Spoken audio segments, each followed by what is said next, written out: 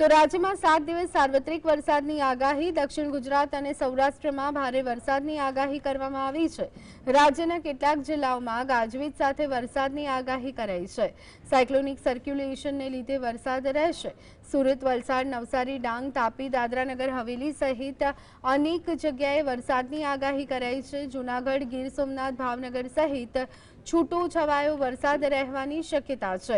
અમદાવાદમાં હળવા વરસાદની આગાહી કરવામાં આવી છે. પવનની ગતિ 30 થી 35 પ્રતિ કલાકની રહેશે. आने वाले 7 दिनों के लिए जो गुजरात स्टेट के लिए फोरकास्ट है उसमें लाइट टू मॉडरेट रेन का पूर्वानुमान है, जिसमें गुजरात रीजन और सौराष्ट्र रीजन के लिए लाइट टू मॉडरेट रेन का पूर्वानुमान है। और वार्निंग की बात करेंगे तो डे 4, डे 5, डे 6 और डे 7 के लिए गुजरात रीजन में हैवी रेनफॉल की वार्निंग है और साथ में येलो अलर्ट जारी है। और थंडरस्टॉर्म की बात करेंगे तो डे 4 और डे 5 के लिए गुजरात रीजन के लिए थंडरस्टॉर्म की वार्निंग है और सौराष्ट्र रीजन के लिए डे 5 में थंडरस्टॉर्म की वार्निंग है।